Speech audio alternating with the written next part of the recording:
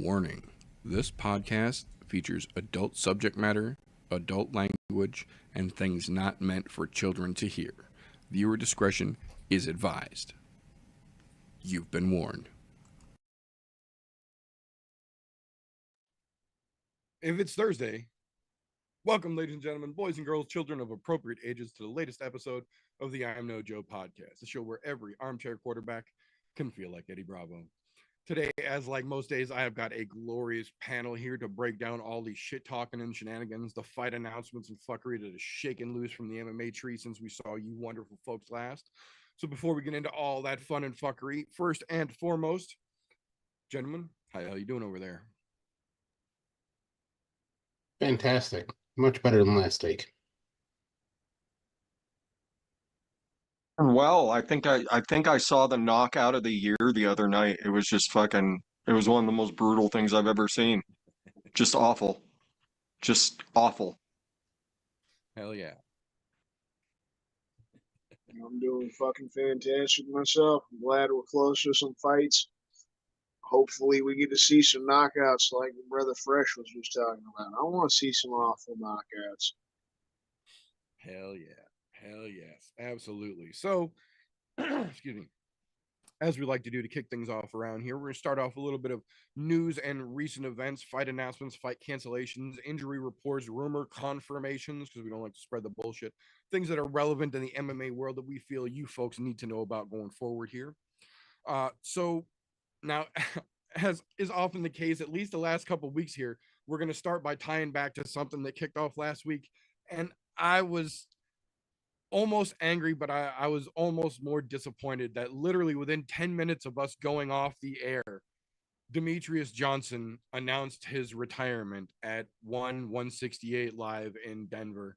I will say I was glad that we were off the air because I flipped over and caught it live and teared up along with him and everyone else that I'm sure that watched it. So we would be remiss if we had a fucking combat sports show and we didn't start by talking about the retirement of one of probably the greatest combat sports athletes of our lifetime, the record holder for longest title reign and most title defenses in UFC history, regardless of weight class. Probably one of the most underutilized champions in UFC history, but one of the greatest mixed martial artists overall. Demetrius Johnson has decided that he is going to officially stop competing. He said at this point, MMA just isn't fun anymore, and he has other things in his life that he wants to do, and he doesn't want to be tied to an MMA career anymore. So he's just not going to do it anymore. And if you watch combat sports for even just a single fight at this point in the modern era, you have to tip your cap to Demetrius Johnson, because we are where we are because of guys like him building this fucking sport on his literal goddamn shoulders. So tip of the cap to DJ for hanging it up. There will never be another fucking Mighty Mouse. That man is the definition of one of a kind. So if you, for some reason, manage to make it this far into your life and don't have a repertoire of amazing, jaw-dropping Demetrius Johnson highlight reels locked into your memory, I strongly encourage you, once this show is over, just go to YouTube. Don't go to his YouTube. Don't go to Mighty MMA. That's a whole different thing. That's part of his life going forward. Just look in the YouTube search bar for Demetrius Johnson. Look for Mighty Mouse. You can even find it there. But there is a literal laundry list of unbelievable things that this man has done in his career, both in and out of the UFC, and helped make the sport of MMA what it is today. That being said, we got several, I dare say we've got more injury reports than anything else this week in terms of the news. So let's just knock them right out here. First and foremost, for next weekend, Vegas 99, Rayana Dos Santos fractured her fucking arm this week. She is officially out of the fight. No word yet as of whether the UFC is going to try and find a last minute replacement or not, but she is officially sidelined for the foreseeable future. Much in that vein, Durandamy both broke a finger on her fighting hand, on her dominant hand, and fractured her ankle in the same day in training. So she, unfortunately, is officially out of the UFC Paris upcoming card. Not necessarily that she was going to do big things, but she is still one of those ladies that's close enough to the top that with a good performance, she could put her name right back in the relevant conversation, especially with everything going on this weekend and then everything going on in Salt Lake City in a couple weeks. There's a lot of room for movement, we'll say. But with her injuries and now her sideline for at least, she's saying, a couple of months, she's hoping to be healed up in time to catch the December card, but we'll see how that plays out. Kind of on the not necessarily injury, but injury related, I guess it would be. This past Tuesday on Dana White's Contender Series, one of the potentially highest anticipated prospect debuts since Bo Nickel, I would say. The only man, or I won't say the only man, the first man, I should say, to hold a victory over Alex Poatan Pereira in MMA, Mr. Otani, was scheduled to make his co-headline debut or co-main event debut against Alex Steele in a highlighted prospect versus prospect match. And then literally Tuesday night, the fight was just off. Well, come to find out, Mr. Otani had been having some stomach issues during the weight cut, and the stomach issues combined with the overwhelmingness of actually being in the UFC building with all of the production and the camera and the pressure of everything going on, it literally just got to him and he couldn't hold up to it. So as awful as it is, and as much as this is going to leave a shit taste in my mouth for a long time to come, I actually do have to say that for once, Dana White was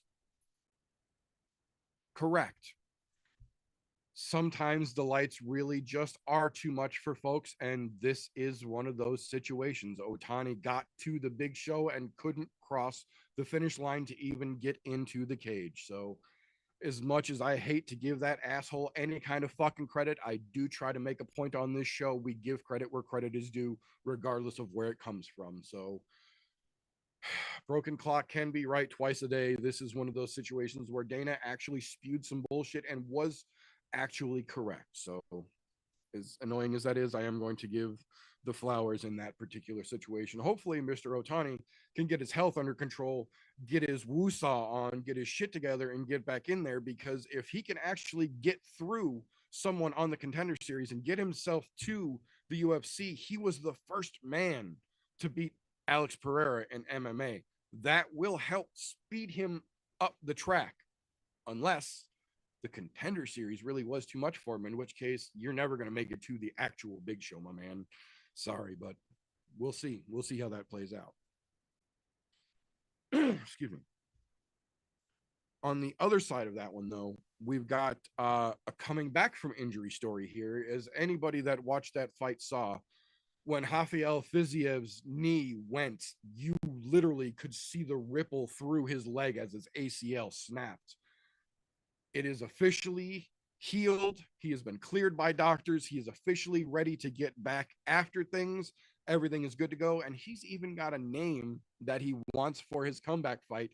And I don't generally go over that kind of thing, but this one actually seems to make pretty good fucking sense here. He wants the Tattoo Man, Dan Hooker. That's not a bad fight for either one of them, especially with Fiziev coming back off injury. Hooker looking like a fucking stud lately, just standing up and fucking showing what he's made of. Those two dudes are going to go in there and it's going to be a fucking glorious car crash. So I'm absolutely in favor of that fight. If the UFC doesn't have previous plans for Dan Hooker, that was pretty fucking well played by Rafael, in my opinion, during his interview yesterday.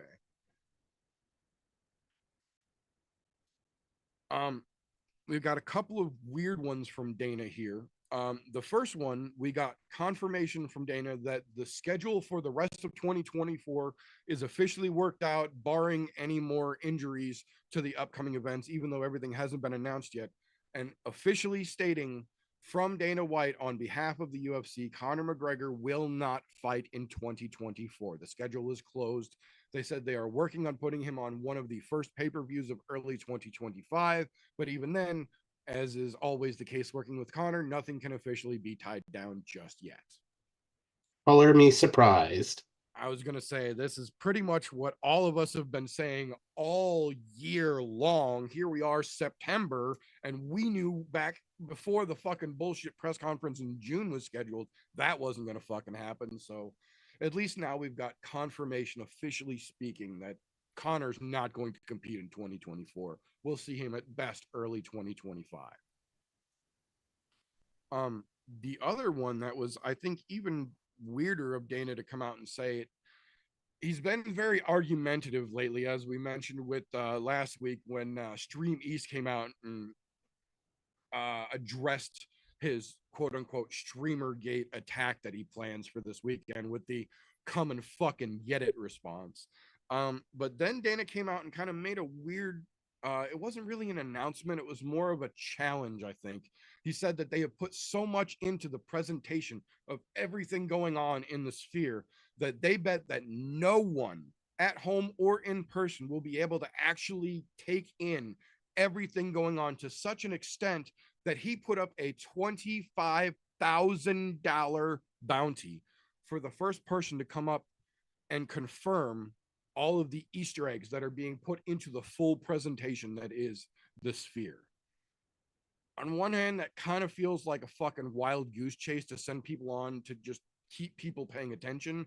On the other hand, it almost feels like there's something John Jones related in there with the smirk that Dana had on his face. It almost feels like he's going to work a little John Jones figurine into somewhere that he's waiting for somebody to come give him another chance to talk about or something. But we'll see how that actually plays out, because from everything that everyone involved with it has been saying lately, that this is going to be absolutely ridiculous for everyone, whether you're at the sphere paying $10,000 a fucking ticket or at home watching this on a pay-per-view. This is supposed to be just one of the most unique events the UFC has ever done. And if nothing else, for the sole fact that because of the way the sphere is placed, there are no direct catwalks or lattices above or connected to the ring itself. So they don't have the way to light and film the octagon the way that they have for 30 years now.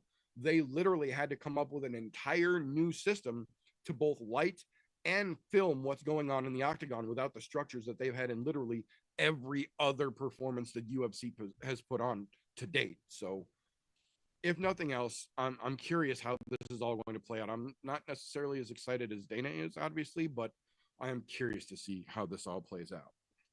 My only hope is that the Easter eggs he's talking about are leaked fights. Maybe. That's it.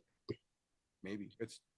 That would make it a lot more exciting than what I'm anticipating it going to be. I think it's going to be a little bullshit, like factoids floating around and all the bullshit that the sphere projects. I don't think it's actually going to be like real quote unquote Easter eggs, but we'll see. Yeah.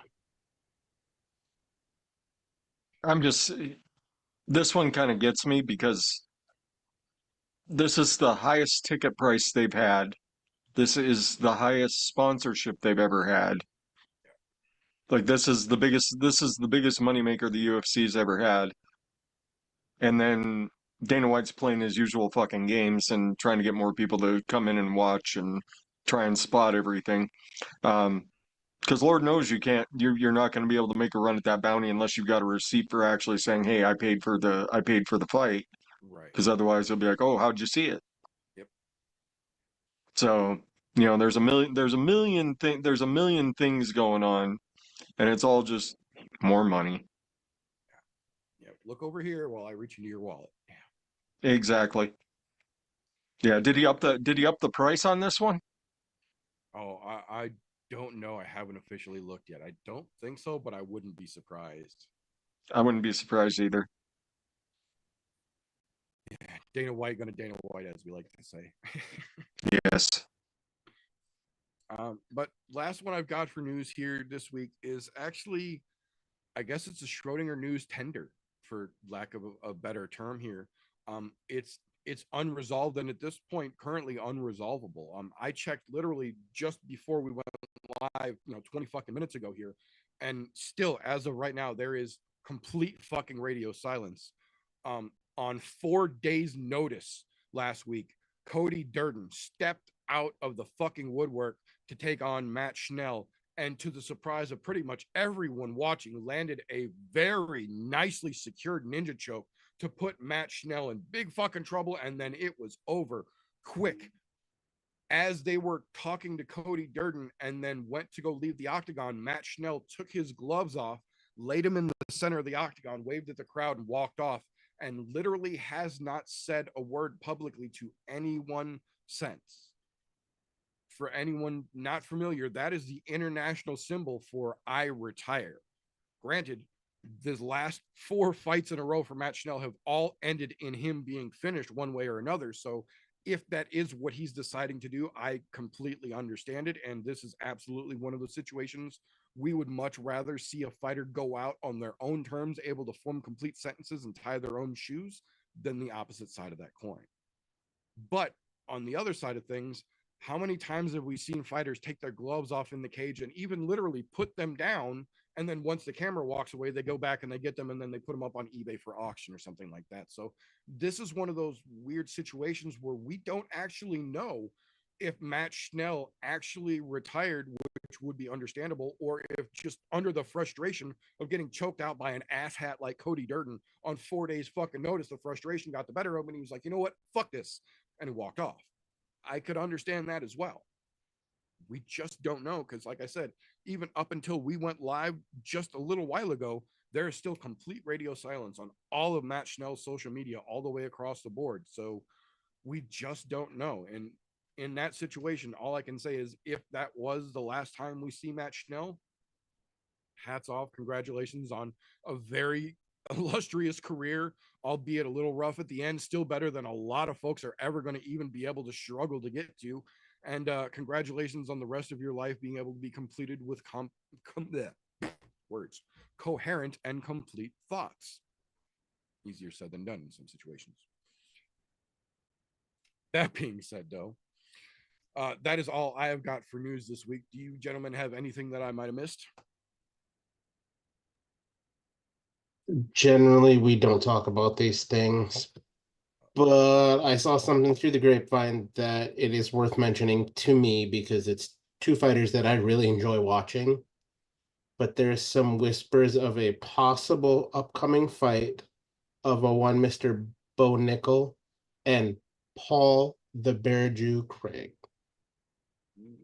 Can we say that could be a fireworks fucking fight there between the wrestling and the jiu-jitsu? I just heard some inklings of it. It's a possibility in the works. I think they were saying for possibly 309. I wouldn't be mad at that matchup at all. Paul Craig is bound and determined that he's gonna stay here at fucking middleweight. Bo Nickel is a legitimate top contending fucking test for him, and vice versa. If Bo's gonna make a run at it, you got to be able to get past a dude with the skills of Paul Craig. I'm just saying. I thought it was exciting because I like the both of them. And downside is I wouldn't know who to fucking root for. That's what I was just gonna say. The only bad part about that fight is I don't know who I got to put my fucking coin in the corner of. Yeah, no, good matchup if it works out for sure. So that being said, this is the point in most podcasts where you would get some bullshit B-roll ad for some company that doesn't have anything to do with the podcast and a product that no one on the show actually fucking uses. And we don't play like that around here. The ImNoJo podcast is brought to you by viewers like you.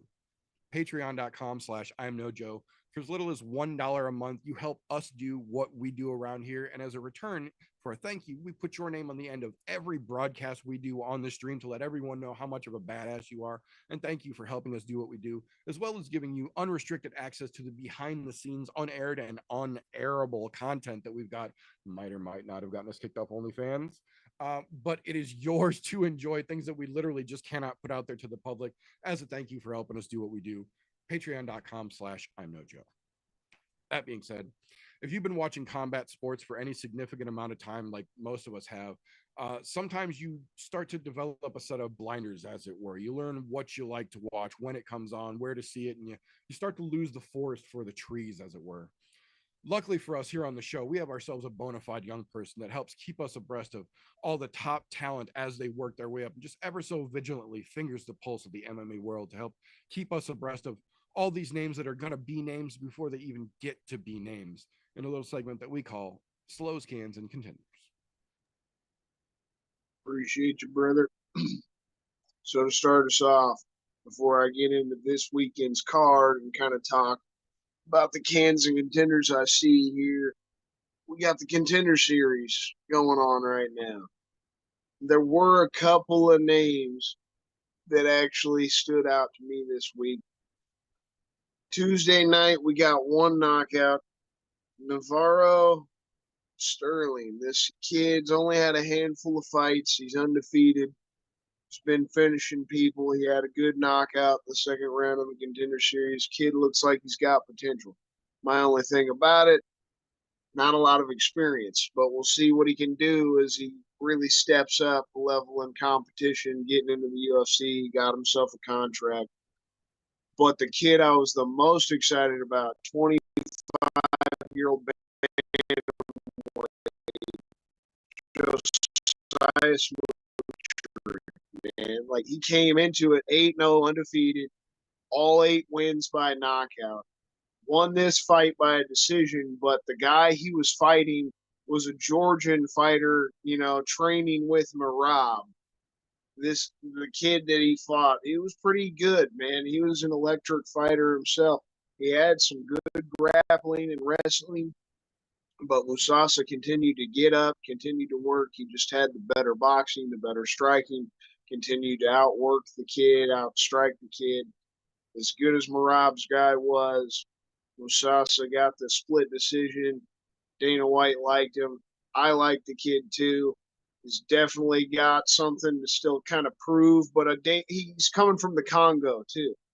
So this kid, obviously not had the greatest ability to train, not the greatest training partners or facilities and things like that. Dana White said it himself, you bring him to the United States, you give him better facilities, better training partners and shit, give him a real chance. That kid has a huge potential to be special. He was fun to watch for sure. That was, in my opinion, one of the best fights that have been on the contender series so far this season. just because those two actually went after it. That's what you want to see. It's like two young kids just lay it all on the line, beat the holy living hell out of each other because they want it. Like, you got to show that, like, this is your one chance to earn a contract. Show that you actually want that shit. You see so many kids on those Tuesday nights who just try to play it so safe, and you see so many boring fights and actually very few finishes. It was nice to see those couple of standouts. As for this weekend's card, we start off with the cans. I got two fights that I just don't care for at all. The other eight are actually pretty decent. And we got a few really good ones. The two I give no fucks about. Rosas Jr. versus Ori Quilang. I like Ori Quilang, but this is my only hope that he goes out there and lays this kid out. May not happen, and I'm gonna be upset. That's not a great way to start the night. I definitely haven't liked this kid, haven't liked his hype. The Mexican crowd will love him going out there and getting an early submission or some shit like that over Ori Quilang, but us as fight fans aren't gonna enjoy it. I don't want to listen to no choo-wee-wees after the fucking fight. I'd like to see an end to all that shit. Them literally asking all the fighters during media day this week to fucking say choo-wee-wees. That was pretty cringy. And then the other fight I give no fucks about, Irene Aldana and Norma Dumont. Throw that one in the trash as well. Both of these ladies have had some potential. I guess Dumont, not so much. Only two finishes in her career. She's on a 4-fight winning streak, but she's really just a decision machine. Aldana, she had her chance. She got her ass whooped by Amanda Nunes last year. Both of them are on the older side. There's not much for them, even if one of them wins. This isn't a fight that means much of anything, and I don't feel like these ladies are going to go out there and put on one of the better performances of the night. The other two people I'm throwing in the can, Ketlin Souza and Ode Osborne. Both these fighters, I feel like, are just going to be shown they don't necessarily belong in the UFC at all. They're just going to be blown away. And if anybody saw the press conference a little while ago before we started the podcast, that Ronaldo Rodriguez kid made me like him even more. He's talking so much shit to Ode Osborne. That made me so much more excited for that fight because I fucking hate Ode Osborne. I can't wait to see Ronaldo Rodriguez lay his ass the fuck out. Oh my god, that was great. Schrodinger's contenders. I say contenders because I have two this week. Brian Ortega and Valentina Shevchenko. Valentina is not really going to be a contender, right? Because she's fucking fighting for the belt. But this is the last chance, right? This is the trilogy. We haven't really ever had this kind of a situation where you get the first fight, and then you get the second fight, and then the third fight. There's been nothing in between other than like a year layoff here since their last fight. I feel like Valentina won the last fight. The judge fucked up. Shouldn't have been a 10-8 in the fifth round. Valentina would have won the fucking belt. I don't know what else she can do to be better in this next fight, but that's what's so intriguing. We've seen them twice already. They are a great matchup against each other. It's been extremely close both times, even though Alexa got the finish late in the first fight. I'm excited for it. But if Valentina loses this one again, it's kind of the end, right? Like, she won't get another shot at a belt. She's getting older. Maybe she still continues to fight for a bit, but maybe we see that another person that we've looked at so highly for so many years actually hang the gloves up this weekend if she takes a tough loss, especially. Ortega's kind of the same. Like, what else would be there for Brian if he doesn't beat this young kid, Diego Lopez, to kind of keep himself solidified in the top 5 of that featherweight division? The dude's got to fucking continue to pull some wins together to really give himself another chance ever. and he's not getting any younger either. He looked good against Yair in his last fight, but this Diego Lopez kid is on a fucking tear, and young kids normally take the old guys out. Ortega's got a chance to keep himself in contendership, or he's gonna fucking be on his way out the door. So those are on the fences. The young contenders I'm looking forward to. I got a fight as a whole. The Josh Van and Edgar Chairez fight. I'm so excited for that fight. Joshua Van stepping in on short notice. 22-year-old kid. He wound up taking a tough loss to Charles Johnson in the last one, but that kid's still got a shit ton of potential, and this is a huge opportunity. Edgar Chairez has been building up some hype. Dude finishes every fucking fight that he wins, and he's won his last couple fights. So he's got an opportunity to take his fucking hype away, and especially in front of the Mexican crowd, it'd be a great opportunity for the 22-year-old Josh Van. Excited for another young one, Yasmin Jaregi. This young lady, she's going to mow through Ketlin Souza. She's going to get the crowd hyped to shit. She's going to continue to build herself up and probably get a ranked fight next up. You got Diego Lopez, probably going to take Ortega out. Like I mentioned, Ortega being on the fence. This young kid's been on a tear. It's another one I'm excited for to see what he's going to continue to do with his fucking career. You got the Manuel Torres fight against Ignacio Bahamadez. You could throw that fight in as a whole, but I like Manuel Torres in it. You also got this El Huber Ribovics fight. All those ones to me are the most fun. The ones that have the best chance to be those dog fights, those bloody wars that I love to fucking see. Ronaldo Rodriguez is a young kid. I am excited for sure. We've only seen him the one time so far, but he goes out and destroys Ode Osborne.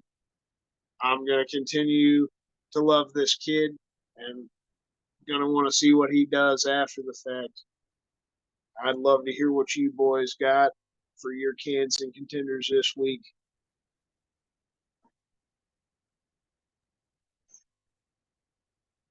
It's surprisingly scary how many of those I agree with you on this week. Generally, there's some weird left field fucking comment you make where I'm going, what the fuck are you watching and what dimension did you come from?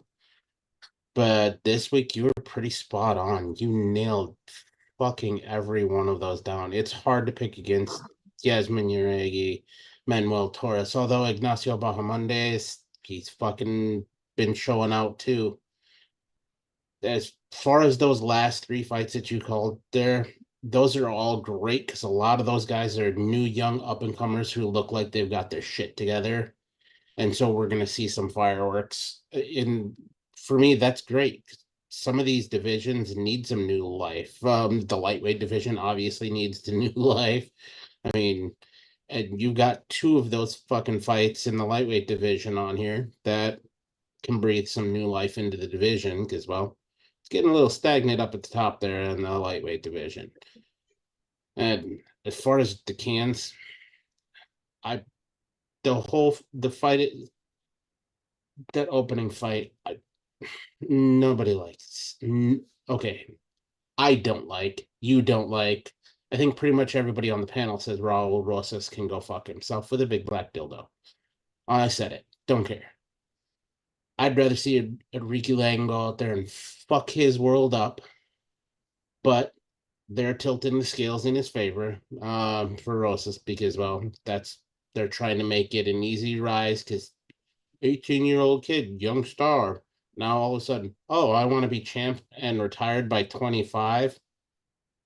Yeah, and I want to be a fucking billionaire. That shit ain't gonna happen, dude. Sorry, man. I mean, Ed definitely that fucking flyweight fight in Edgar Torres and Joshua Van. Fucking excellent. I am worried about Joshua Van though, after coming off of that knockout loss in his last route out. Because he was doing very well, but he was also being Joshua Van that we've seen, which is I'm willing to take one to give one. But unfortunately, there's a lot of guys like that who their careers don't last very long. I hope he's changed his ways. I know he can still crack, but you just can't get cracked. Luckily, he's young, so there's a little more brain plasticity left there, so maybe that'll save his ass. The premier prelim, that whole fight, straight into the cans. I don't care about Arena Aldana, Norma Dumont. Both of them can go fuck a duck for all I care. The Schrodinger's contender is the fight as a whole for me is the featherweight bout in the People's Co-main event, Brian Ortega and Diego Lopez. And it's not because of how the fight is going to play out, because it's going to be a good fight. I know that already, because we don't know what's going to happen and where the cards are going to fall. So we don't know, is Ortega going to maintain his spot? We don't know, is Diego Lopez going to go ahead and make that jump to say, I'm next in line for the fucking title? That's why I'm throwing it in a Schrodinger's contender. It's not because it's going to be a boring fight. It's not going to be boring in any sense of the word. Brian's a warrior. He'll go out on his shield. Diego Lopez has been nothing but a fucking highlight reel so far in his career. So that one does have fireworks on it, but it's we don't know what's going to happen until the box is opened. So that's the Schrodinger's contender fight for me. And I say contender very loosely because neither one of them are both of them are fucking contenders. So we'll just call it the Schrodinger's contender fight. And I'm going to say it. I don't care. It's low hanging fruit. Still a can to this day, champ or not, Sean O'Malley. Fuck him. Fuck that cotton candy clown looking motherfucker. Look, if he wasn't a parent, I'd say he could go die in a fire, but he still has a kid to raise. So just go be a dad somewhere. Stop being a douchebag. That's He it. turned into even more of a clown in the fucking press conference. The way he had his fucking hair, he was looking like fucking Kenny Powers. Trying to pull the Kenny Powers, motherfucking Danny McBride, or motherfucking Patrick Mahomes look. Slick the fucking sides back and then half the fucking poofy ass top and the little mullet back. Like, what the fucking hell? Yeah. It's a hot mess. I will say overall, this card as a whole, really not bad. It's a large step up compared to what we've seen recently, even as far as paid per views are concerned. To be honest, as far as the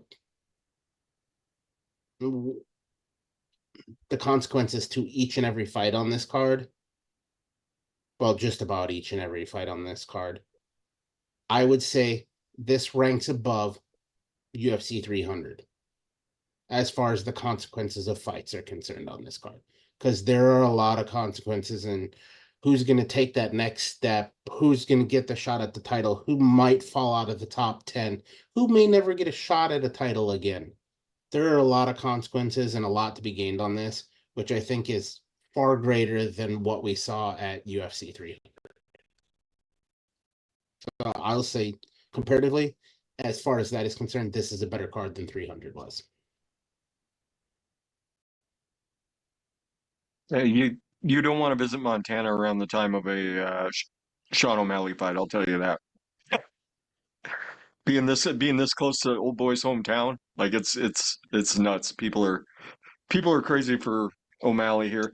I'm picking Marab just because I don't like O'Malley's face tattoos. That's it. I don't care one way or the other about the fight. That luckily Marab's one of the guys that he's just so good at taking people down and controlling a fight. As long as he doesn't get caught, like this is his type of fight. So that one for me was pretty easy. Everybody's talking Ortega versus Lopez. I think it's got. I mean, in my eyes, that's probably fight of the night. Hasn't even taken place yet. I think they're just about as evenly matched as you can get, and they're just going to take it to each other. So, I think Lopez is just riding too big a wave right now, and I think his game is just so good at what he does.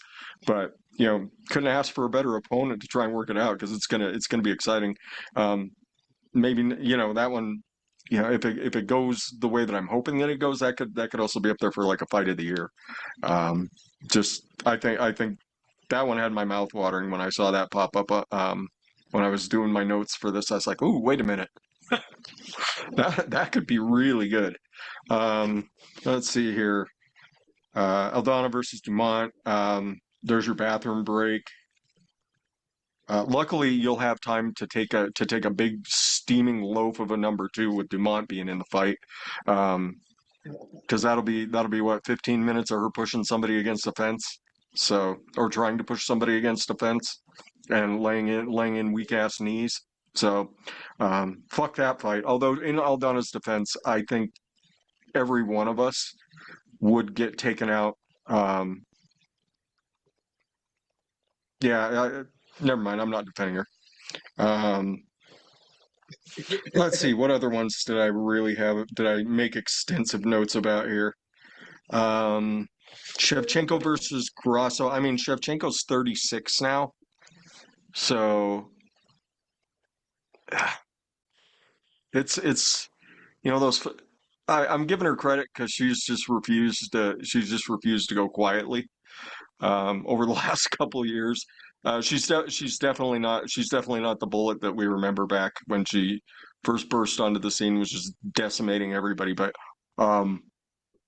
you're 36. You don't want to be one of those folks hanging around the scene, especially with the number of fights that she's had.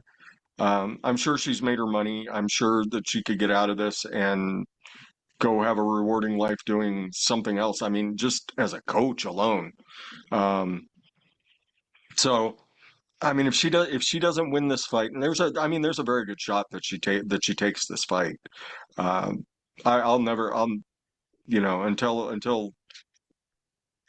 she's out of the title picture completely, I won't write her off.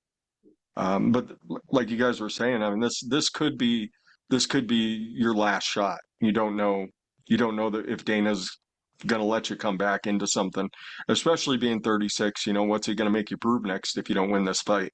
What sort of a shitbird are you gonna have to take on to try and get another shot at the same person that you've lost to twice if you lose this fight?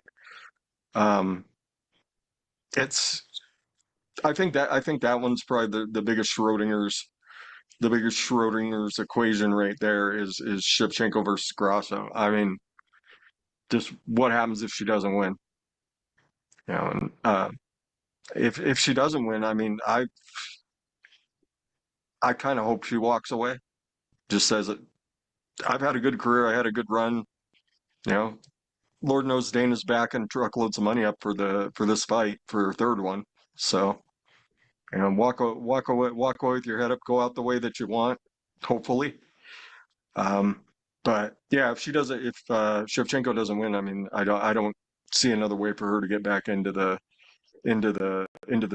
picture until Grasso goes down, which, I mean, that could happen sooner rather than later as well with the people that are up behind her. So too many ifs.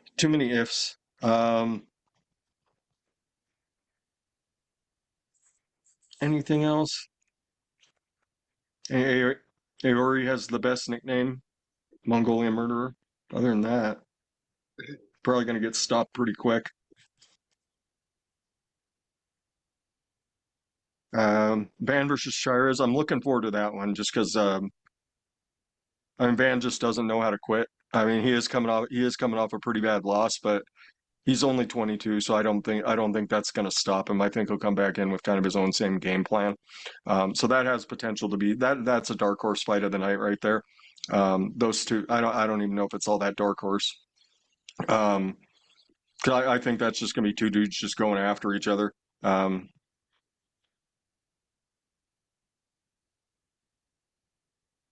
Yeah, you guys covered things so well, damn you. Anything? I think that's about all I got. Till we get into a little bit more detailed discussion.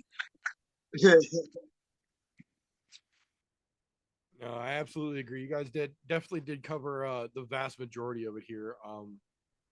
I will say the one fight I can't say I don't agree with the fight because I like the fight.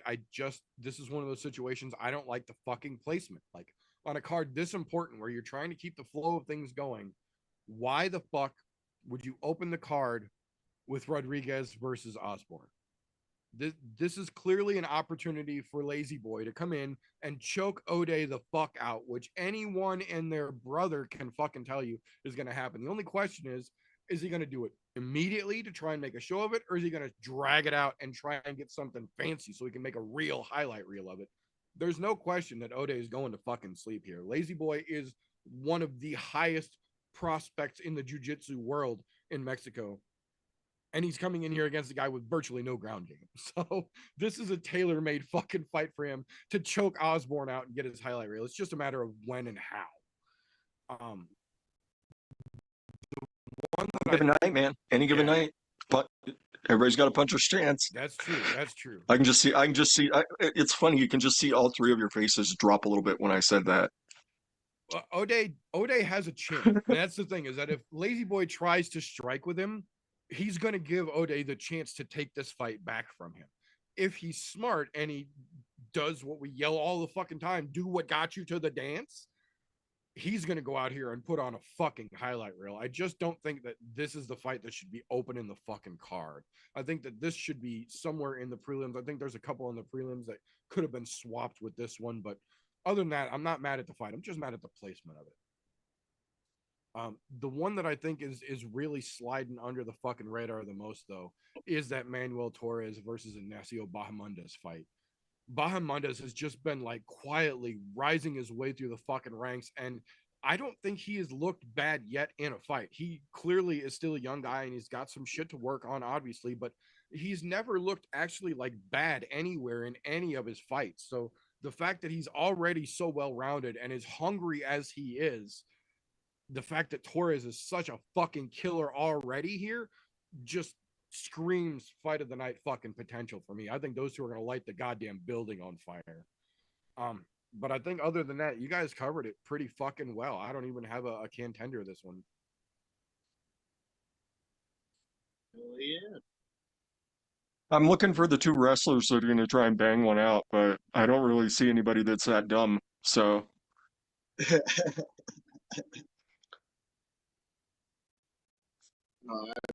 appreciate all you boys. All you boys help cover it even fucking better. It's actually going to be a decent card, and I'm fucking excited for it. We got a lot of young contenders to look forward to. yeah, this is one of the best looking cards they've put together in quite a while. So Absolutely. just as far as the sheer excitement that could possibly happen. Absolutely. Well, thank you very much, Christian. Much appreciated here. So that will bring us to the point in the show where one segment actually requires its own individual disclaimer. So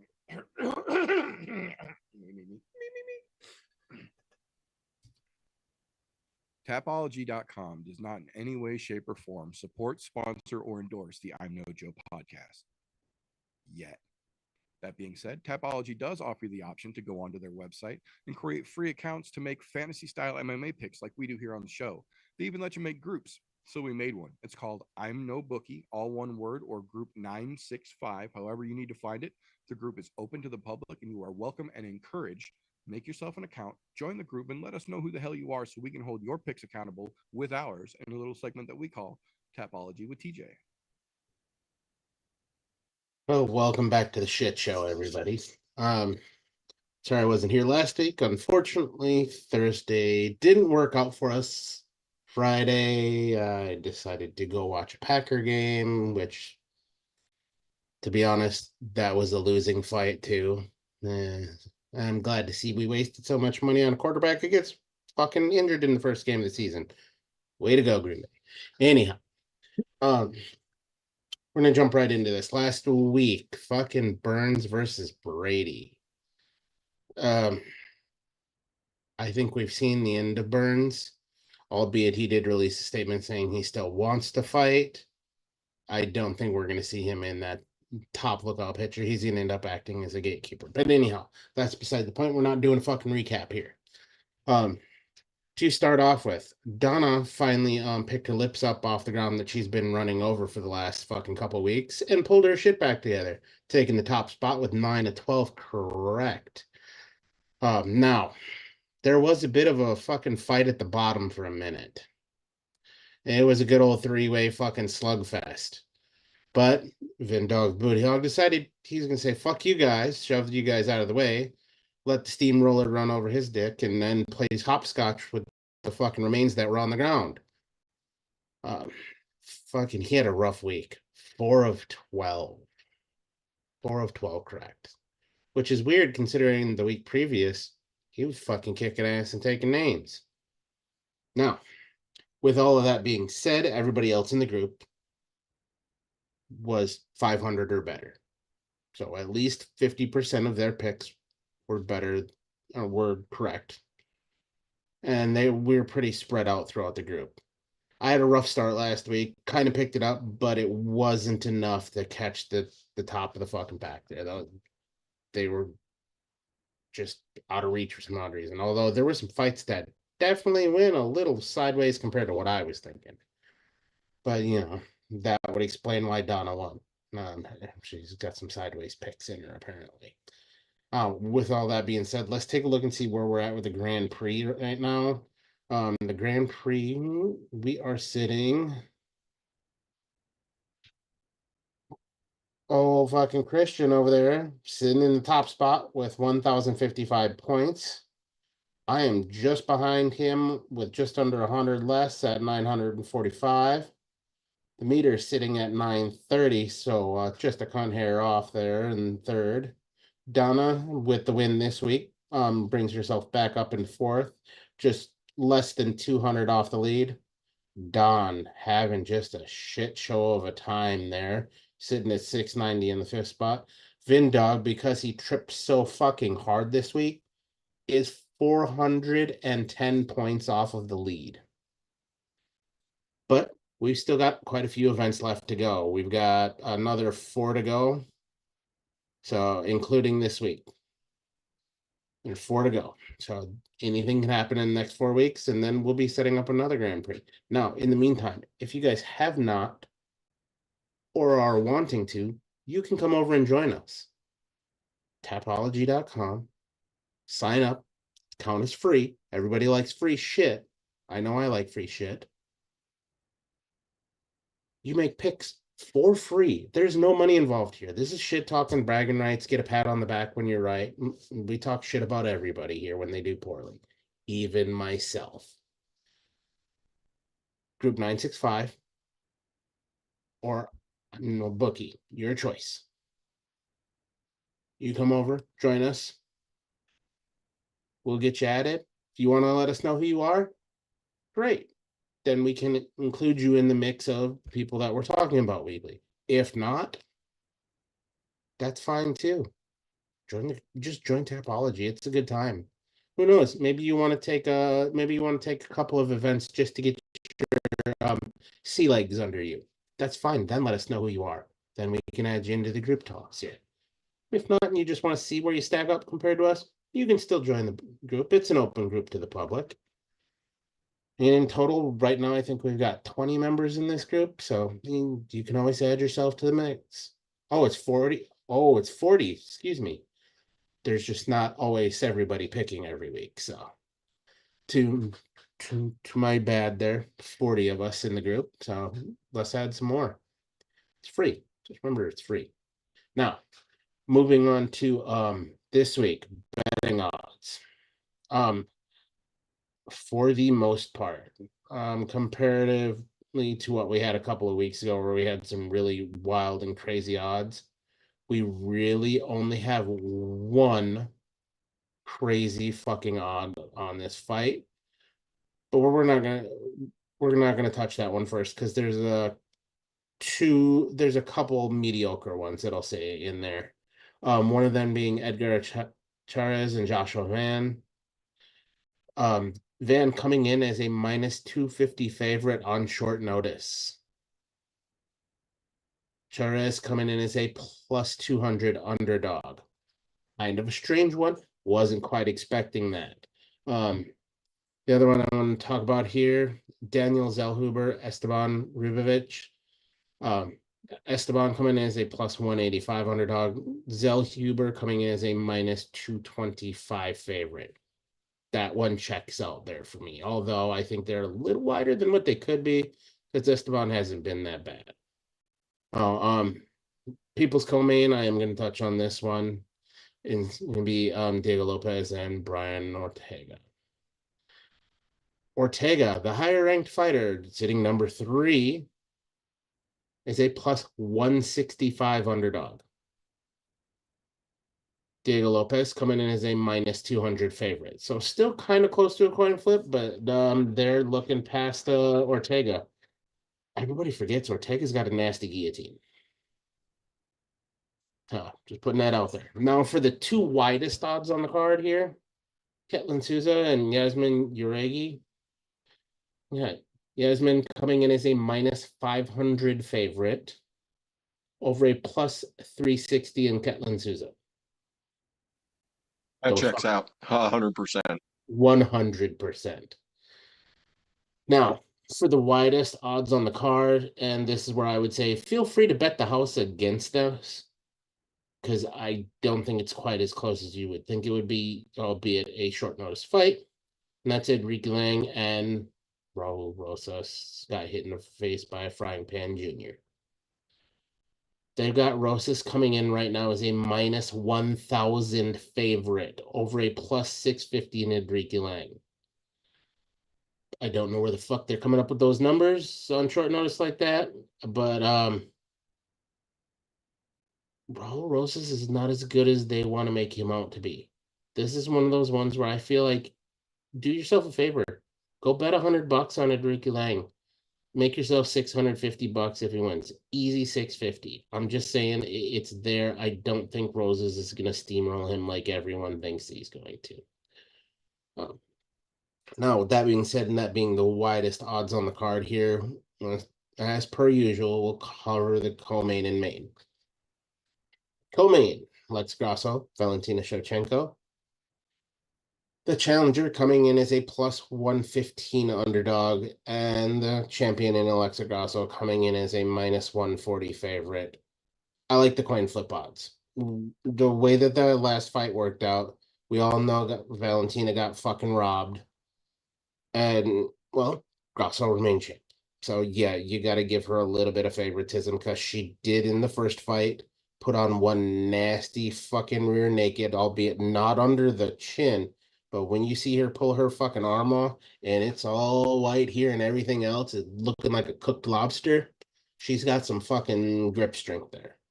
So that makes sense. I think this might be my favorite odds of the fight because they're another coin flip in the main event. And Sean O'Malley and Rob Dvalishvili. Rob, or let me Rob. There we go, much better. Coming in as a plus 115 underdog, and Sean O'Malley coming in as a minus 140 favorite.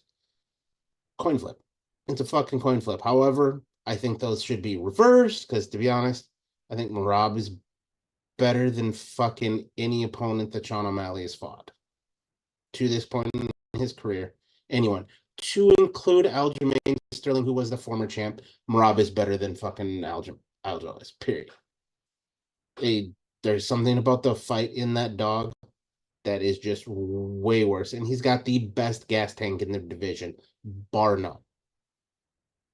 So when it gets into those late rounds, I think that's where we're going to see fucking Merab taking pace there. But, you know, those are the odds for this week. Take them with a grain of salt. And again, as always, I'm looking at the Bet MGM odds. So depending on where you're looking at odds, they may vary. Depending on where you're placing your bets, they may vary. But they're not going to be too far off in most cases. Unless you have a really shady-ass casino by you that likes to not make the odds the way they should. But, you know, in that case, fuck them. Take money from them anyways. But everybody has a puncher's chance. So if you haven't, go make an account on Tapology. Hoop965, or ImNoBookie. Join us. Let us know who you are. We'll talk shit when you do poorly. We'll pat you on the back when you do well. And just come on over. It's a good time. Also, did I mention it's free? It's free. Thank you very much, sir. Much appreciated. So that will bring us to the point where if you're just listening to the audio only version, you won't know. But those of you who are watching the live or the replayed video version here on YouTube will know by the raucous gif that is just rolled across the screen that this is the point in the show where things settle down from the hee and get a little more into the grr. This is when things stop being so friendly and start being a little feisty. This is when we turn things into a little head-to-head competition and a little thing that we like to call the pit. So, ladies and gentlemen, this evening we have got the illustrious Fresh 03 back with us this evening, so I could not miss the chance to lace the gloves up again once and get into the pit with Mr. Fresh 03. So, gentlemen, the floor is yours. I'm Christian. gonna lose bad. All right, Christian. Do you want to be the scorekeeper or you want to run questions? Your choice. I'll be the scorekeeper. All right, I'll run the questions then. Boys, I expect a good, clean fight. No punches below the belt. No eye gouging. Keep those fingers curled. There will be automatic point deductions for any of that I see. Do not grab the fence. I just want to make that clear. So in this case, Meter, you have home court advantage, so you get to choose. Do you want to go first or second? I'll go first. I ain't feared. Ooh, he says he's gonna take it. All right. So for the first one, we're gonna do is I want to know of all the fights on the card. There are quite a few that have been talked about quite a bit. Which is the one that has been talked about way too much? You're sick of hearing about it. And to be honest, people should just go ahead and avoid it. So,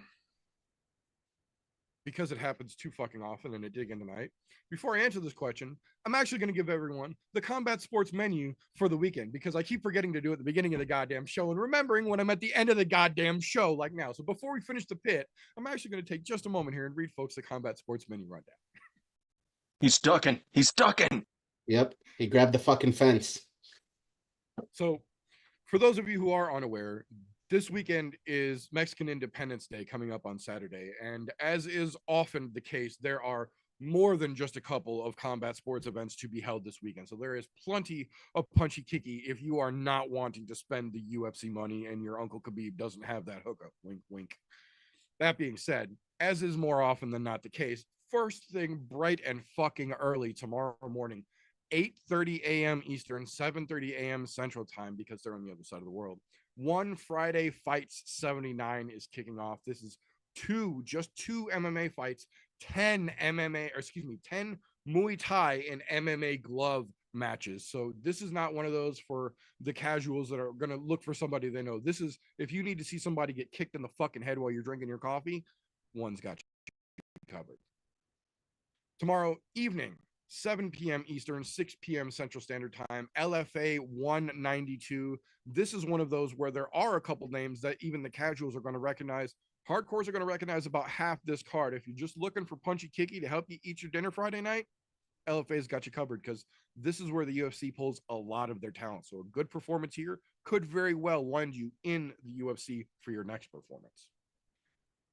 That being said, Saturday morning kicking off bright and early, noon Eastern, 11 a.m. Central Standard Time, Bellator Champion Series London. Leah McCourt takes on Sarah Collins from the OVO in Wembley.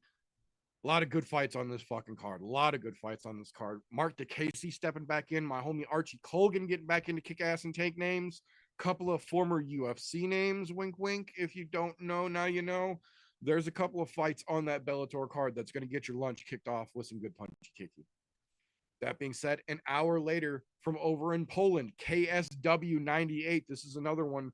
Hardcores are going to know a couple. Casuals aren't going to know many on this because this is one of those European feeder leagues where the dudes do good here. Their next fight generally gets them into the UFC. So punchy kicky with your lunch. If Bellator is not your cup of tea, KSW's got you covered.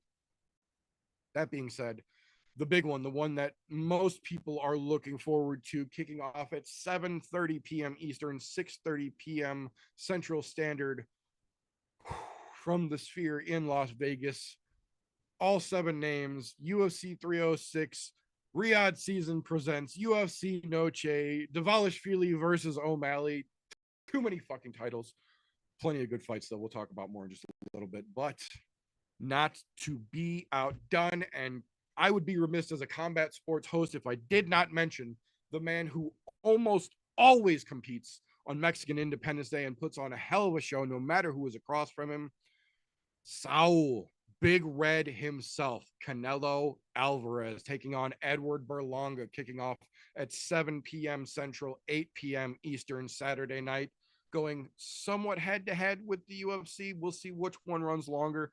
10 bouts on the Canelo card, so they're going to run about the same amount of time. You should be able to catch both independently for the main events, though. Fingers crossed. That being said, back to UFC 306 and the bathroom break that Dana White will deny till his dying day isn't a bathroom break.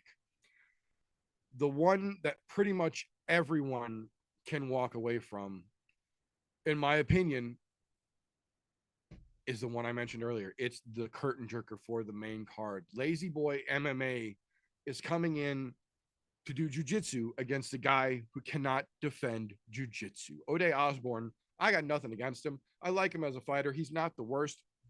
Definitely not a fucking world breaker by any stretch of the imagination, but he has demonstrated multiple times now that he just cannot figure out the ground. He can't defend himself. He can't be aggressive on the ground. He's just not meant to be a wrestling type of dude. On the feet, he's not too terrible, which is why I mentioned earlier, if Lazy Boy decides that he wants to try and be a badass and stand up, this is where Ode Osborne could absolutely snatch this fucking fight away from him.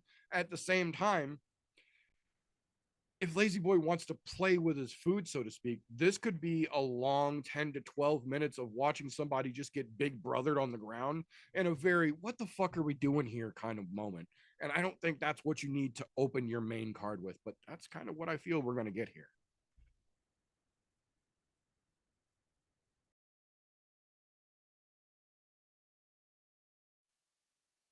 See, that's the danger of letting somebody go first, steal your answer, and then you gotta cut them up with something off the top of your head.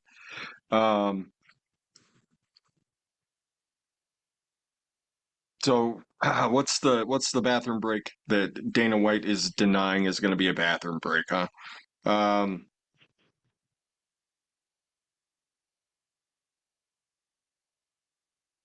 mean, Jagari versus Souza. I mean, that's low hanging fruit as well.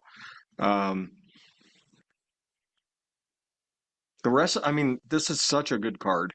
It's such a good card. I'm just going to give the point up because the one fight that you probably have anywhere from 3 to 10 minutes to wander off to back into the casino to take a piss and come back. That's probably your fight. Is Rodriguez versus Osborne. I mean, it's going to be silly. It's silly that it's on the main card. They should move it down and move one of the other fights up. I can't fight that one. Oh, it's giving up a point even after the fence grab in the beginning of the round. Jeez. I had in my head this whole story, like a whole Goodwill Hunting thing, where you just slide your ticket to the Sphere across because you got to go see about a girl. But there's really no fight on here that would be that remarkable. So just because the commentary team calls it out doesn't mean the refs saw fence grab. I'm the fucking ref. I saw it. All right. Now, well, in that case, on to round 2. That's an easy one to score, Christian. I mean, with the penalty point for the fence grab, we're tied. I'm just saying that could be a draw there. On round 2, fresher up. of what fights that are offered to us and the plethora that are here, and the multiple good fights that are on this card, which fight on here do you think just isn't getting the shine it deserves? Which one are you going to say, hey, somebody needs to sit down and watch this? This is going to be the one that, if you're a new fan, this is going to bring you into the loop and into the fold. I'll go super dark horse here. Zellhuller versus Ribovics. You got two submission guys getting into the ring together. Inevitably, I was looking for the two wrestlers that are just going to wind up just jacking it out at each other. I think that it might turn into that fight right there. Two dudes that are looking to set up for a submission, and next thing you know, they've just been swinging. They've just been swinging at each other for 15 minutes. Like it could be that fight, or 9 minutes. Sorry, but uh, yeah. I mean, anytime you wind up with two ground guys that know each other's game well enough, and there's plenty of tape on both of them. They know what to avoid, and so they wind up just sitting there throwing and just throwing and throwing and throwing. Both of them have pretty good gas tanks, so I think that has a possibility. I mean, obviously, if you really wanted to grab somebody off the street and say, "Hey, watch this fight. This is gonna get you excited about the UFC and make you come back maybe next week until there's another shit card." And then you're like, okay, well, I'm back out on the street. Ortega versus Lopez obviously is going to be. I think that just has the potential to be one of the better fights this year. But you know, like I said, it's just those fights where it always turns into that. It's two ground guys, and they just wind up throwing. So I'm going dark horse, Zelho versus Ribovics. That means I'm gonna give you a hard warning here. No more fence grabs. Peter, this one's back at you. All those fights that we have on here, and there are some extremely good ones, which one just isn't getting the shine it deserves and needs to be shouted out, told, hey, come take a look at this. This will get you into the UFC and want you to be a avid watcher. Until, of course, next week when you get a shit card. Right. So I think I understand from a business standpoint why they put that fucking Chihuahua moron first, because the vast majority of folks that he's going to bring in aren't going to stick around for the rest of the card anyway. So that is almost the modern day equivalent of what used to be the Facebook prelims. Like, they literally used to put UFC prelims on Facebook. They wouldn't even put those fuckers on TV. That's what this fight is for the UFC 306 card.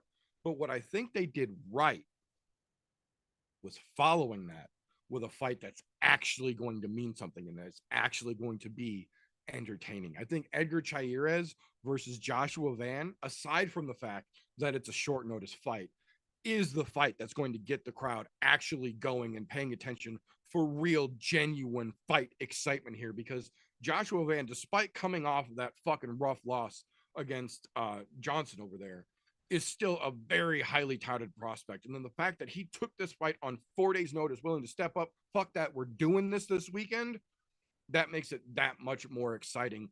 And the young crowd that the UFC is trying to lure in aren't all as dumb as the Chihuahua fans. Josh Van is 22. He still has a hold of the more intellectual arc of the young moron fan that Dana White is trying to lure in with the power slaps and the TikToks and the you don't know, now you know bullshit.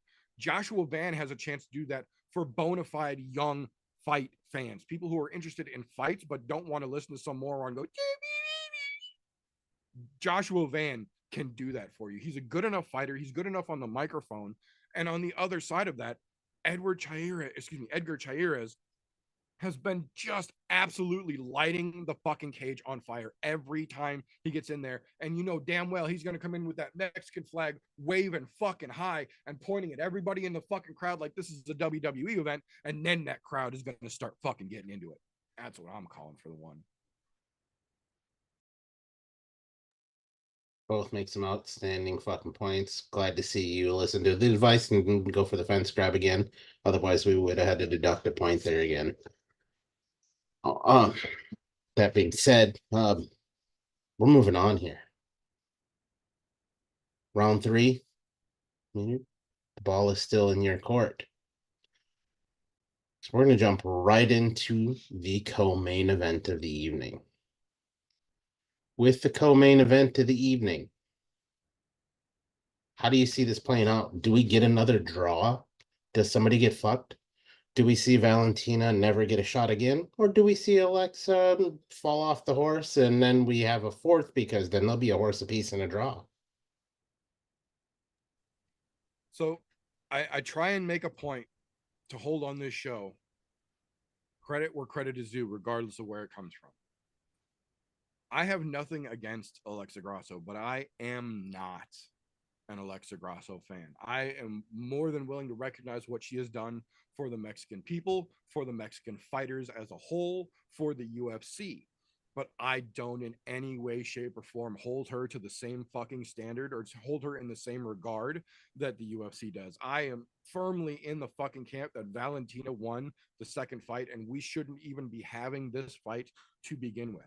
But that being said, after that second fight told me everything I need to know about how this third one is going to go, because Alexa Grasso went on a victory tour. Valentina Shevchenko went back to Thailand, and she went back to Tiger Muay Thai, and she went right to the fucking gym. The thing that she was good at before that she had gotten lax at is what cost her the first fight and ostensibly won her, wink, wink, the second fight. But she knows at this point, to get back to who you were, to get back to where you were, you have to do what you did. So she literally did the thing we always yell at everyone to do. Do what got you to the dance. She went back to what made her the bullet to begin with and got back into that Muay Thai shit.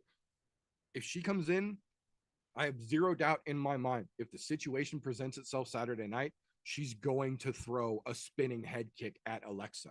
The one that Alexa caught in the first fight. I promise you, if that a moment presents itself again Saturday, that kick is coming back out. And I bet you it's faster, and I bet you it's harder than she's ever thrown that fucking kick. I think this is going to be a Jessica I moment. I think Valentina is more than mad enough. She has put the work in enough. I think Valentina comes to kick Alexa's fucking head off her shoulders Saturday night. And I don't think we see a third round before it happens. Ooh, I like where your head's at there. There's some solid points there. Oh, now with that squash ball coming up across the wall, coming off the corner, Fresh, this is back in your court. You seeing Grasso retaining the title? Do we get another draw? Or does Shevchenko regain her title? I mean, we touched on a lot of what this fight is. I mean, even if Shevchenko had won, this fight would still be happening. It might not have taken place on this card, but it would have happened down the road anyway. The champ is generally going to get another shot back at somebody after the first submission. And yeah, Shevchenko got lazy. She wasn't lazy for the second fight. And you can she should have won that last fight. But we all know how the UFC refs are. We've got something that might draw. We've got a card coming up. Let's just go ahead and stretch this one out a little bit. So, I honestly think Shevchenko is probably going to take this. That is going to set up a fourth fight somewhere down the road. I guess it's going to depend on the extent of injuries that happen during this fight. Because I could see Alexa Grasso getting absolutely rocked, just because Shevchenko is going to come in with the fury, and we've seen her mad before, and generally it does not work out well for her opponents. And she's such a great all around fighter, and she is so good at that Muay Thai striking that it's tough to imagine anything but Alexa Grasso walking out.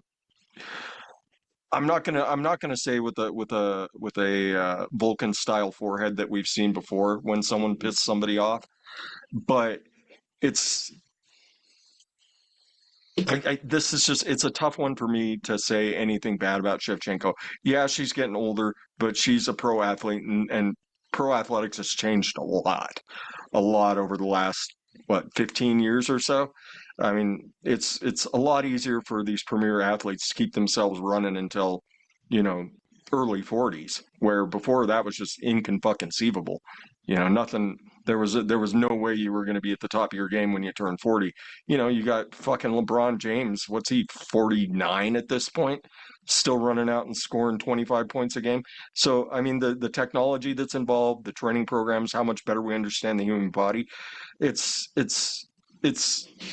easy to see Valentina sticking around for several years. If she does take the loss, I mean, if she loses a decision, or if she doesn't get caught, you know, Alexa Grasso's got a choker's chance. You know, she could certainly slap something on her if Valentina gets sloppy, but I just see a bullet to the forehead, quite honestly. That was a fantastic choice of words. A bullet to the forehead. That's very fitting. Also, kudos, because I think that might have been one of the greatest things I've heard in a while, was the inadvertent jab at Ioane and Jacek and that was fantastic. Well played, sir. Oh, yeah. I think you guys are both spot on with that. I have a hard time seeing any way that Alexa Grasso wins this fight. Because Shevchenko got robbed to a decision in the last one, and I just don't see anything but Valentina getting better there. So I think you guys both make some fucking solid points on that, and I agree wholeheartedly there. Now, here's some here's gonna be a fun one. Gosh, it's still in your court here. We're on to the main event. Well, Sean O'Malley and Rob Tapology. How does the guy who lives in Montana currently call He this doesn't live here fight? anymore. Who do you see winning it? And So I didn't realize that. Well, I knew Marab was a takedown machine. We've seen it fight after fight after fight. I didn't realize he was third all time already in takedowns in UFC history. That was just a stat that just boggled my fucking mind. I was like, really? But I remember watching a fight back in the day when he got like 12 takedowns. Like, it was fucking ridiculous. This is exactly the type of fighter that Sean O'Malley does not want to fight. A guy who's going to take him to the ground. I mean, O'Malley's got a little bit of, well, he's got a lot of bit of a ground game, but just not nearly to the level that Marab is going to bring. And the only way that I see O'Malley winning this fight is catching Marab early on a mistake. Because O'Malley, I mean, say what you will about the guy, but he's certainly got knockout power. But I don't think Marab's that silly of a fighter. I think he's coming in. He's got every single box checked on this one. I think it's going to be a takedown, just takedown after takedown after takedown. And this is exactly the type of fight that Sean O'Malley does not want to have. He wants to be that guy that's standing and banging. What's he saying? He's the next Conor McGregor. He's almost there. Fuck you, Sean O'Malley. Anyway, that's right. You're right down the road. Come find me. Anyway, so yeah, Sean O'Malley does not want this kind of fight. This doesn't let him show off. This doesn't let him, you know, be the showman that he wants to be, so that he's the next Conor McGregor. This is exactly the type of fighter that he does not want to fight. I have no doubt that he's prepared well for this. I mean, you only lose one fight in the UFC by preparing incredibly well for your opponents. Can you actually prepare for somebody like Merab who just, it doesn't matter. He could get a hold of your pinky toe and somehow you're on the mat. Like it doesn't seem to fucking matter. And Merab's coming in just everything in his game as on point as it can be. So unless there's a highway fucking robbery here, I think this, or Sean O'Malley catches him being silly for some reason. I see this one going probably to a decision. I don't think that O'Malley can get submitted, quite frankly. That's really not what Merab's going to be looking for. Merab's going to be looking for takedowns and then going for probably a ground and pound, try and get a TKO. I don't think O'Malley's going to let himself get put in that situation. I think this is just going to be up and down, up and down, up and down. O'Malley gets it. O'Malley gets to try and take his shots, and he might land a couple of good ones. But like I said, this is exactly the type of fighter that O'Malley does not want to fight. This doesn't let him showcase what Sean O'Malley does. So I think he's going to get frustrated at some point, and then when he gets frustrated, it's going to get silly. And when it gets silly, Merab's going to keep climbing on top of him like he's a fucking pine tree, and Merab's like a 5-year-old that just can't stay out of it. I think that's going to be where this fight goes. It's just climbing him, and he's going to keep looking for that ground and pound. And O'Malley's going to get frustrated, and he's going to walk away, and he's going to start swearing and saying, "I'm the best thing." Maybe he'll jump to a different weight class, try and play his game where somebody like that doesn't exist. But this is the UFC; those people exist everywhere, and I'm kind of hoping, like a lot of people are hoping, outside of the state of Montana, that the clown show finally gets shut down. I fucking love it. I'm on board with you there. I have a hard time seeing it otherwise. Make some good solid points. Oh, Meter. 4th round. Way to stay off the fence the last couple rounds. I'm proud of you. Let's keep that up. We don't have to pull any points here in the last couple of rounds. Ref, he's got his toes in the fence right now. Right now, he's pulling himself up. Look. You don't see nothing. How? Here. In this co-main event, are you looking at Sean O'Malley taking this or Merab? What would make you change your mind? So this is where, based on my opponent's answer here, I have to give my my hawk moment. While I do agree with some of what Fresh said, I have to vehemently disagree with something that hurts me very much to say. Sean O'Malley is the second coming of Conor McGregor. The problem with that is the same problem that modern American politics are facing these days, and that those who don't learn from history are doomed to repeat it. Sean O'Malley wanted so badly to be Conor McGregor that he talked himself into the exact situation that's going to make him that. He is about to receive his Khabib moment. He's going to get ragdolled. He's going to get a let's talk now. He's going to get knocked the fuck out on the ground if he doesn't get tapped, because he's going to be so fucking weak from getting strangled by Merab's gigantic fucking biceps, and he's not going to be able to do anything because he's got them little fucking chicken legs that we've already seen can't save him. This isn't a matter of how.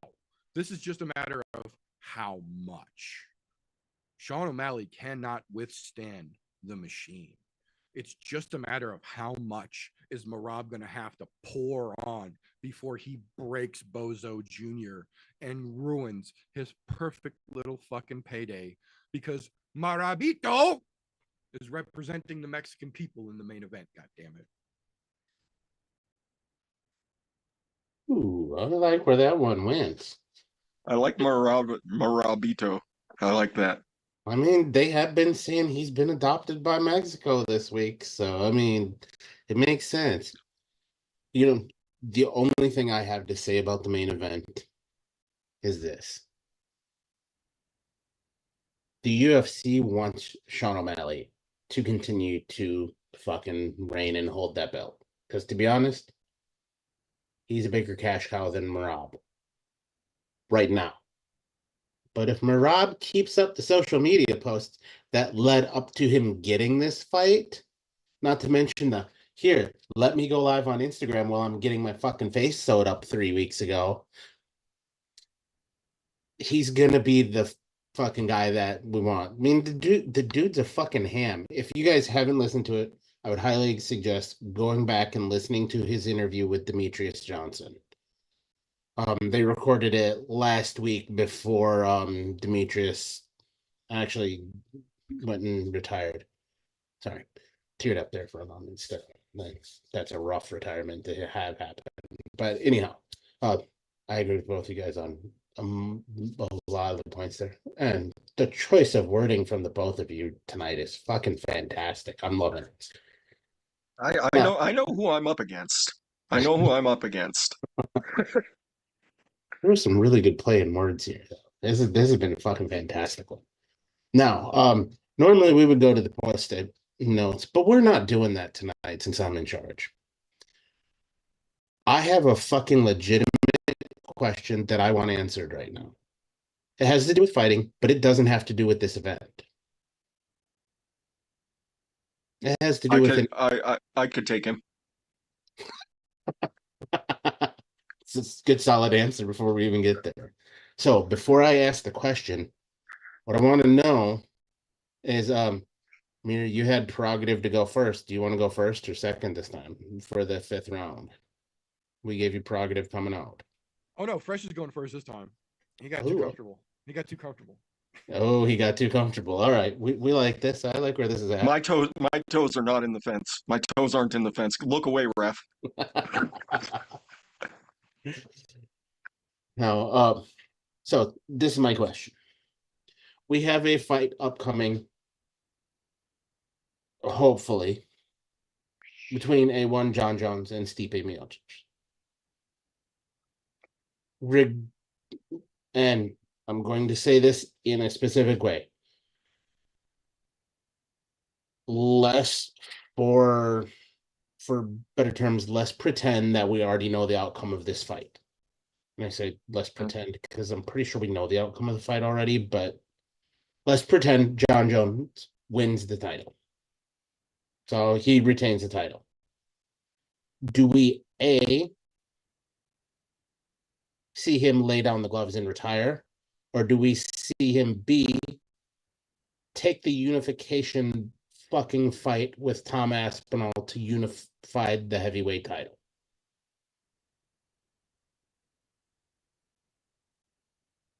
I've been wanting to talk about this, and you guys get to talk about it. Good luck.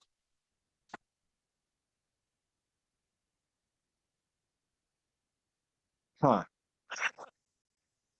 Does John Jones want anything to do with Aspinall? That's what the. I mean, John Jones believes his own bullshit. Still to this day, still believes his own bullshit. I see him taking the fight. I mean, I don't see why he wouldn't. I mean, the dude only fights like once a year anyway, so I mean, he's got plenty of time to build up and recover. So I don't see why he wouldn't take the fight, regardless if he won or lost, because he would get another truck of money backed up, and then even if he lost, he would still get another shot at something, because Dana White fucking loves sucking John Jones's dick. So, I mean, John Jones is one of the most terrible people on the planet, and I wish him nothing but disaster and heartbreak. But Dana White knows a cash cow when he has one, and he will continue to back trucks of money up. I totally see John Jones taking the money, taking the fight. Even if he loses, there's another opportunity waiting right around the fucking corner. So I don't see why he wouldn't take a unification bout. I don't even if he's mildly afraid of Aspinall, I don't. And like I said, John Jones believes his own bullshit. He's been drinking his piss flavored Kool-Aid for years. So, or what's his favorite drink? I forget what it is. But his piss and gin laced Kool-Aid that he loves sipping on. Fuck John Jones, but he'll totally take the fight. He'll take the money.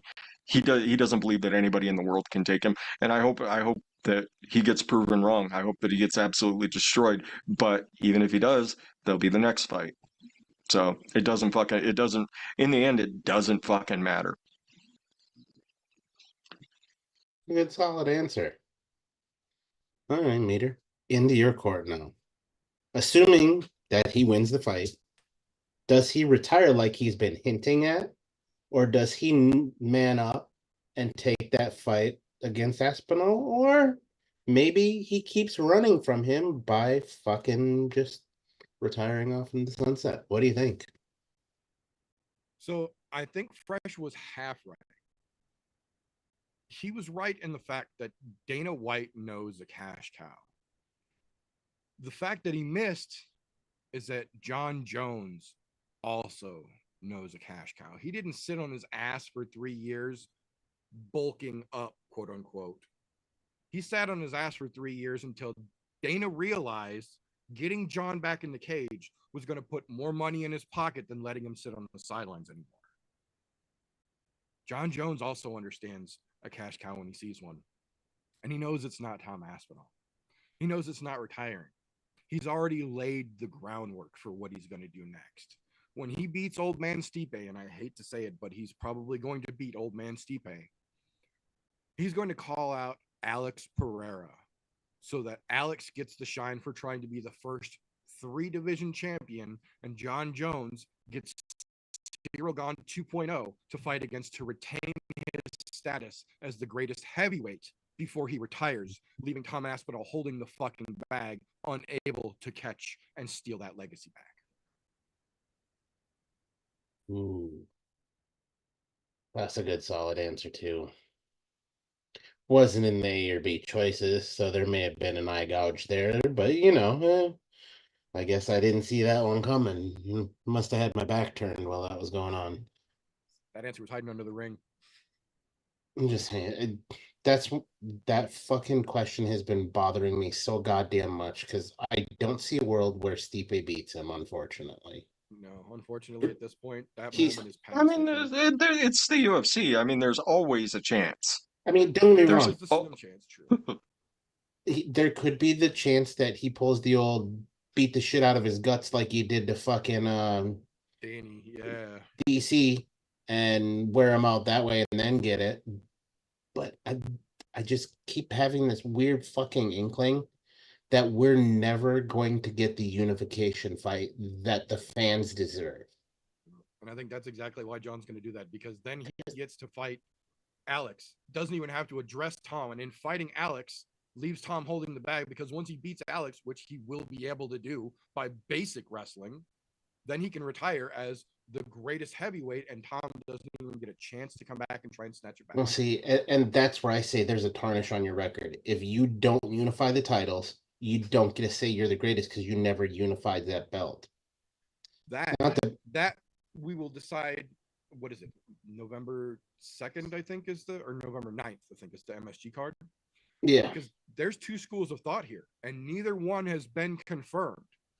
Either A, John and Stipe fight, and then the winner, quote unquote, fights Tom Aspinall, or B, when John fights Stipe, there is no longer an interim belt because the belt is being defended, and Tom gets stripped when John and Stipe begin the match. That better not be the fucking case, because if that happens, I'll be fucking furious. Dana's been asked about it, and he said he doesn't know. That shouldn't happen because fucking they made Aspinall defend an interim title. Exactly. You've never had anybody ever have to defend an interim title until Tom Aspinall did it. Yep. That's why it's so interesting that Dana just said, I don't know. That's because there's a possibility. Yeah, I mean, and the only reason they made them do that is because it's John fucking Jones. Yep, exactly. That's the only reason they made him do that. It's a weird one. I mean, like I said, it doesn't fucking matter. It doesn't fucking matter in the fuck end. them all and run away with the bag in the end, either way. Yeah. Yep. None of it matters when it comes to John Jones. Go get hit by. I hope a pregnant lady runs you over, motherfucker. That would be so poetically ironic. I would be so happy. That would be the greatest just gift to everybody. Karma like a mother. I'm generally a pretty peaceful guy at this point in my life. I really don't wish harm on anybody, but John Jones might be that guy. Yeah.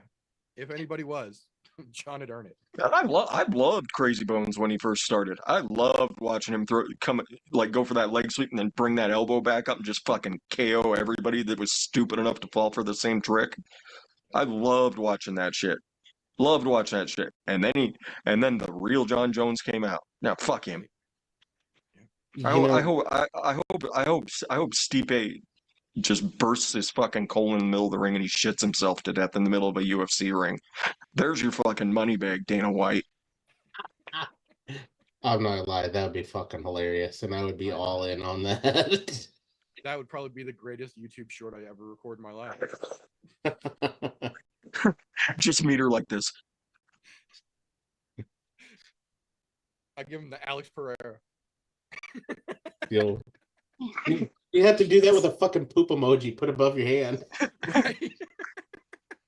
So it'd be even better if you could get one that like came out like ice cream. Just right, swirl down. Oh, all right, Christian. I think we've given you enough time to tally up scores there. What do you got for us? Well, I mean, this one wound up getting a little interesting because of how the start fucking. Yeah, let's try to get this on the screen here. It's hard. So Meter and Fresh. Fresh wins 47 to 46. It's because of that first round. I took the point because of the fence grab. But at the same time, Meter won the first round 9-8. I'm a fair man. Because of Fresh like giving up in the first round, and Meter gave a good answer. I scored it 9-8. It would have been a 10-8 because of Fresh just giving up on it because Meter took his fucking answer, right? But Meter with the fence grab cost you the point. We wind up losing 47-46. That last round, I just felt like Fresh fucking won it there, talking about Aspinall. He is the one, like, the UFC should force his hand, honestly. At this point, Dana White has said no to them bringing up the Pereira fucking fight as much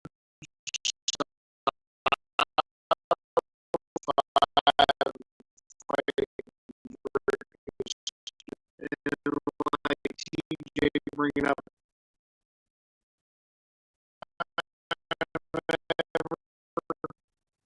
If John Jones doesn't retire, we all need to burn the motherfucker at the stake anyways, like Fresh said, because of the person he is. But we really need to grab the pitchforks and the fucking torches if his ass runs away from Tom Aspinall. That's a fight that really needs to fucking happen. Shouldn't even be fighting Stipe in November. We all fucking know it. So that's just where I felt like Fresh won it that last round.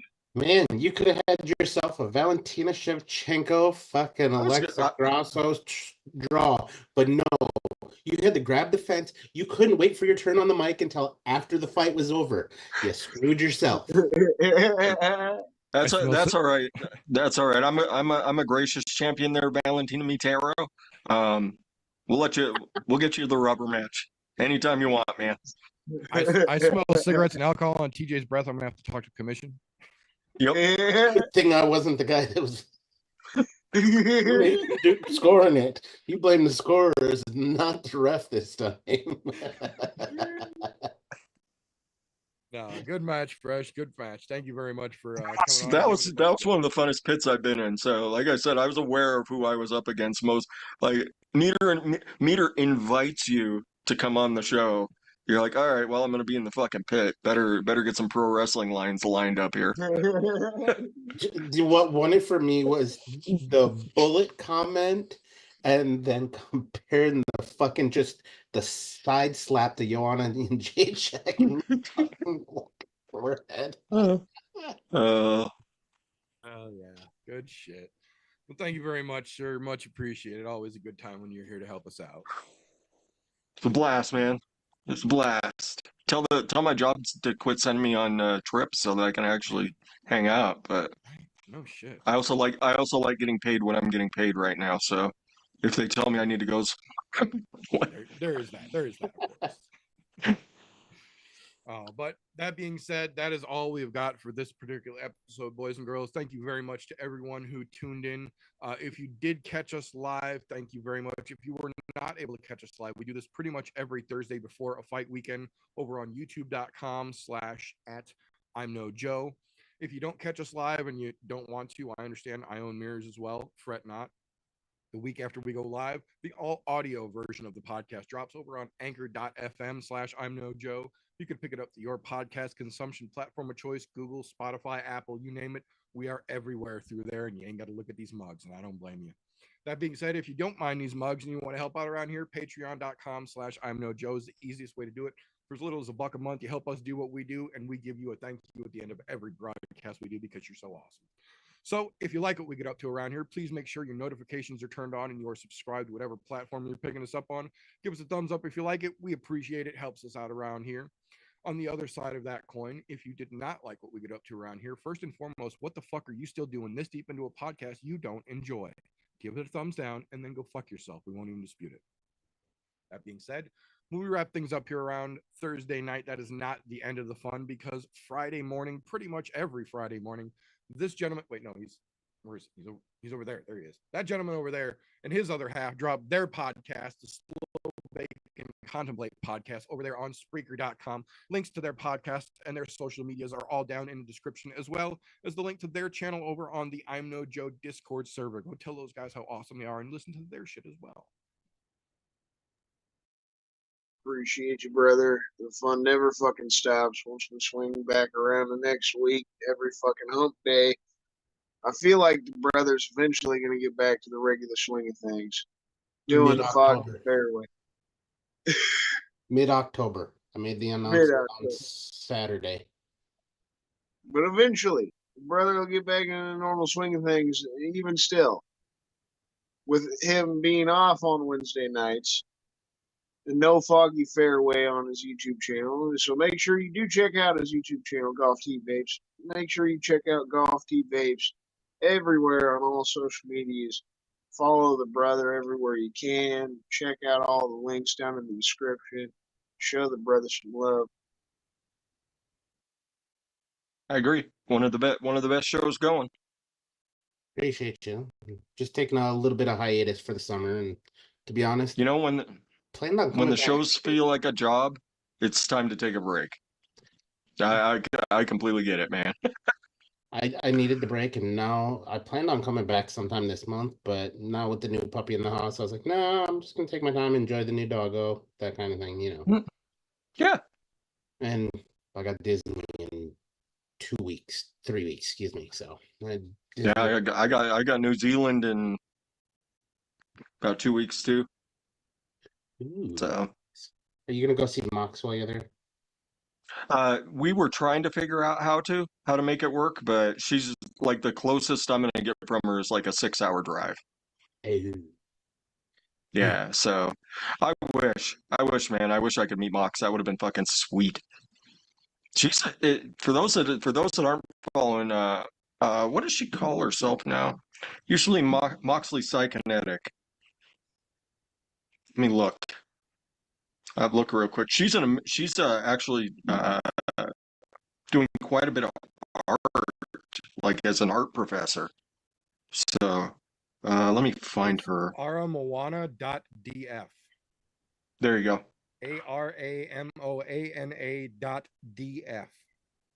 Go check her out. She does like online courses for people. She's a great human being in general. Yeah, she's a fantastic human being in general. Like the fact that New Zealand still has a vaping scene at all should be like 90% attributed to her and Meg, because those two fought like nobody's business. So yeah, if you get a chance, check her out. I don't know if she still vapes anymore. I don't think she does.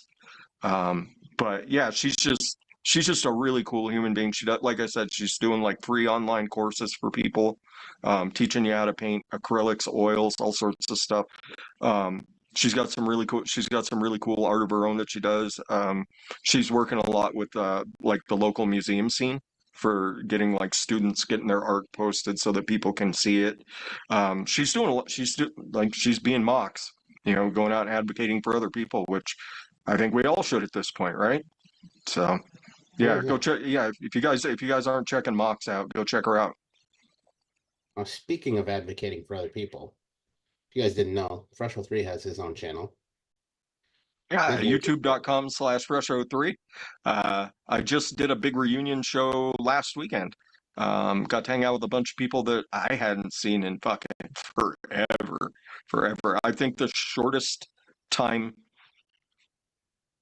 of anybody on that show that I had seen recently, besides the regulars from the DIY scene, would probably be Rin. I think Rin, it had been about 3 years since I'd been on a show with Rin. Everybody else was 5+ years since I'd hung out with them on a show, and it was cool to catch up. And a lot of people are in a lot better places. Like getting to see RJ. RJ, used to be on this show quite regularly. He's doing a lot better. He's doing a lot better than he was the last time I saw him. Last time I saw him, I think he had drank like 20 beers inside the show time. It's like, Jesus, man.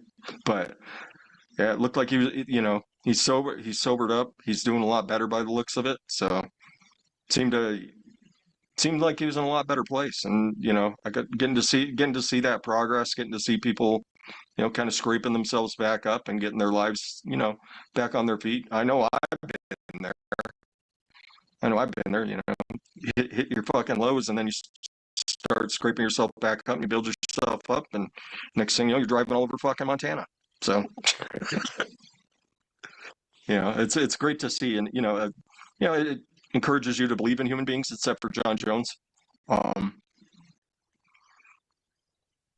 So yeah, I had to go out with that one, TJ. Yeah. Oh, it's fucking fantastic. That's always something. Yeah, and everybody, if you ever get a chance to check out my channel, you catch me live or you catch any of my old videos. Generally, I promote nothing but being positive and dick and fart jokes. So there's plenty of those. Yes. Oh, last person I got to advocate for is, just in case you don't fucking know already, Meter does do more than one thing. In fact, he does many things. So if you go down below, there's a couple of link trees. Linktree/Meter does many things, or Linktree/ImNoJoe. Go to either one of them. That will take you to all of the many things the Meter does do. Lose yourself. Like I said, I'm not going to be back until fucking mid-October, so you'll have plenty of Wednesday free time to go and catch up on old videos. Go check out Fresh's old videos. If you haven't, go back and check out the boys, Christian and Vinny's. Slow Bake and Contemplate if you missed some episodes. You got plenty of time while I'm away. Hit them all up. I think Adam's running a show this week. This coming week. I think he said he was going to do something on Wednesday. I'm not real sure. I was going to say, he's been hit and miss on wanting to and not being able to because his band's going crazy lately, which is also awesome. So yeah, that's fantastic to hear. And it's all I'm giving it to vaping since Eddie started vaping. I was going to say, Eddie ain't smoked in almost a year now, so you're damn right it's vaping. Yep. Oh yeah, it feels better, does more. Damn right. So thank you very much. That is going to be all we have got for this particular episode. So thank you to everyone who was able to tune in. And if you're not, the replay is up and live for you to catch. But that is all we've got for this particular episode. So until next time, boys and girls, don't let ignorance stop you. You can root for anything.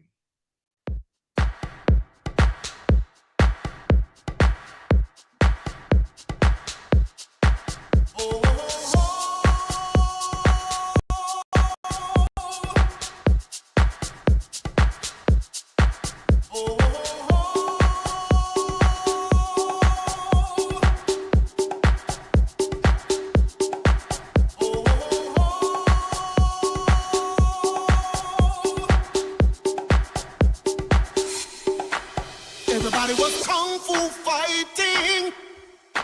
Those kids were fast as as lightning.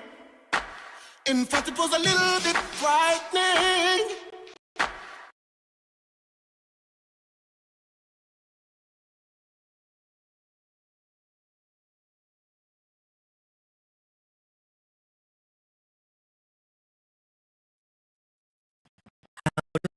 I say goodbye to what we had. The good times that made us laugh.